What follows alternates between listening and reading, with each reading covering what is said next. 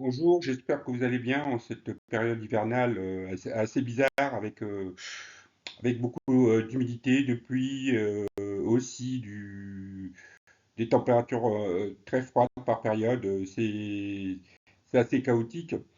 Donc même pour faire des semis dans les serres non chauffées ou des serres chauffées où il y a beaucoup d'eau, beaucoup d'humidité, c'est pas l'idéal pour semer seulement en godet en attendant la période estivale.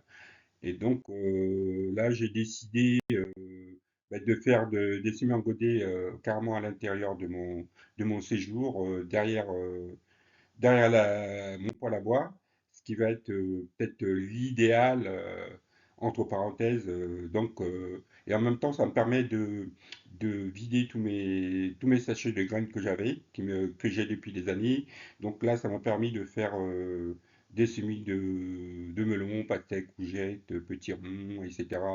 C'est toute une panoplie en fait de graines que j'ai mises en godet. Et donc en premier, j'ai commencé déjà par avoir à peu près l'éclairage, comment faire. Donc j'ai surtout utilisé mon éclairage actuel. Donc toutes mes semis sont au niveau derrière la cheminée, sur l'étagère. Et donc sur la gauche, en fait, ça c'est mon éclairage que j'utilise normalement. J'ai rajouté en dépannage une autre ampoule pour, euh, pour faciliter l'éclairage de l'ensemble. Et ce qui est pas mal du tout, c'est toujours bon à prendre. Et de l'autre côté, j'ai fait la même chose en fait. Et aussi pour les semis que j'ai mis là. Et en même temps, on a la lumière qui va directement sur l'étagère à semis en fait. Et donc voilà, vue de face. Et ensuite aussi, j'ai bricolé un halogène, hein. En fait, c'est des halogènes qu'on utilise dans les allées piétonnes devant les maisons pour éclairer à l'extérieur. Donc, c'est un halogène qui vaut pas très cher, qui vaut 5 euros. Donc, cet halogène-là, il est devant en fait l'étagère et devant le poêle à bois en fait. Donc, voilà. Et donc, c'est un halogène de 150 watts grand maximum qui consomme pas énorme. Et donc en fait, la vue d'ensemble, c'est ça, où il y a toutes mes semis, et il y en a un peu partout, et celle que vous avez vue tout à l'heure est sous la droite. Et donc là, on a une vue directement de l'halogène, en fait. Et donc là, vous avez une vue de face de l'ensemble, en fait, de mes semis. Et j'en ai mis aussi dans le couloir. Dans le couloir, j'ai ces lumières qui vont éclairer directement mes semis qui sont là, qui eux sont chauffés naturellement par une pompe à chaleur qu'il y a dans le couloir. Et donc mon poêle à bois, c'est un poêle classique, hein, avec un tube en fonte qui va permettre aussi de chauffer aussi l'arrière, en fait, l'arrière du poêle à bois où il y a toutes mes semis que vous pouvez voir avec la colonne en fonte. Donc, et ensuite, vous avez le système d'aération où tout le rayonnement et la chaleur du poêle à bois sort. Et je pense que c'est l'idéal, bien sûr, c'est chauffer au bois avec bien sûr le bois qui est mon fournisseur d'énergie naturelle. Donc au menu, j'ai commencé, là c'est dans le couloir avec les blettes. Donc voilà, j'en ai semé pas mal parce que j'ai envie de saturer une de mes parcelles de blettes en fait. Et là aussi des chicorées pain de sucre le sachet j'avais déjà depuis un moment dans mon tiroir. Donc au bout de quelques jours, au bout d'une semaine ou deux, ça donne déjà des petits plants de chicorée. Et donc, ce qui est de bon augure, mais il y a encore du chemin, hein. J'ai commencé à faire, ce semi-engodé il y a 3 semaines, au mois de janvier, en fait. Donc, donc voilà, là, vous pouvez voir les jeunes pousses de chicorée. Et ensuite, bah, bien sûr, j'ai des mélanges des salades frisées, mais ça, pour l'instant, ça n'a encore rien donné. Et par contre, les chicorées mélangées aussi, ça commence à avoir des pousses. Donc, et donc voilà, là, c'est une autre vue. Et ce qui est de bon augure, par contre, les courgettes de Nice, ça, pour l'instant, ça n'a pas donné grand-chose depuis 3 semaines, presque un mois. Donc, mais bon, je les laisse encore en l'état. Donc là, on a la partie où il y a les choux noirs. J'ai mis en godet les choux noirs. Donc les choux noirs, quelques semaines, ça donne ça, en fait. Donc en fait, c'est une variante de choux, hein. C'est un peu comme les choux cabus, mais ils sont beaucoup plus minces, avec les tiges un peu plus foncées et plus fins, en fait. C'est assez, ouais, c'est une forme fine de chou, en fait, au niveau des tiges. Et ensuite, j'ai planté des poireaux, mais ces poireaux, j'ai eu des problèmes avec, hein, en fait. Le bac est tombé. Du coup, j'ai décidé de les faire dans des gobelets, en fait. Donc, j'en plantais une ou deux par gobelet. Donc, c'est aussi bien.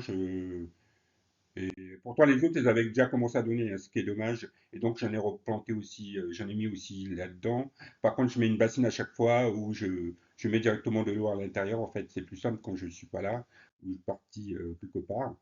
Donc là, c'est pareil, c'est des poireaux. Et donc, les choux 4 ça donne ça au bout de quelques semaines. Et donc, là aussi, j'ai décidé de faire des carottes à replanter, à repiquer plus tard en pleine terre. Et bah, ça, par contre, j'en ai fait pas mal parce que j'ai été déçu l'année dernière.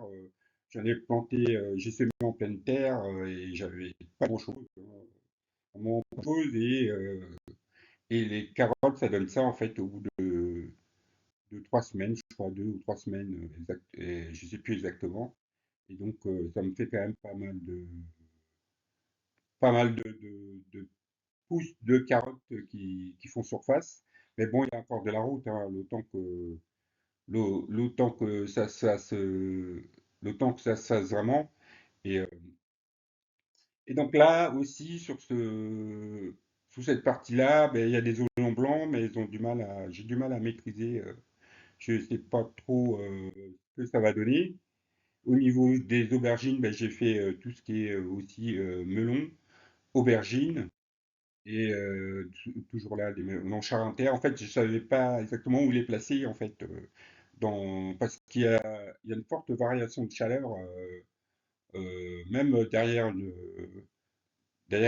un poêle à bois ou autre élément pour chauffer, etc. Donc voilà. Et là, il y a les patates douces que par contre, eux, je les ai mises en germination déjà, ça fait depuis le mois de décembre.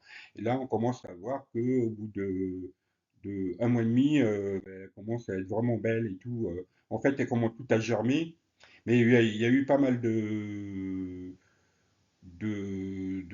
patates douces qui n'ont pas tenu la distance, hein. J'ai fait une vidéo là-dessus. Ma dernière vidéo, c'est ça justement, je parle de patates douces, donc vous pouvez aller la voir. Et là, en fait, là, c'est vraiment les dernières photos que j'ai faites sur ces patates douces. Et là, on voit vraiment que ben, elles commencent à vraiment germer. Les tiges commencent à sortir, ce qui est de bon augure.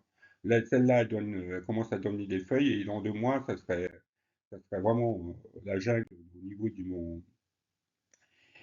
au niveau de mon étagère à semis. Et là, les choux-fleurs romanesco, ben, là, pour l'instant, je les laisse pousser. Je ne sais pas trop ce que ça va donner.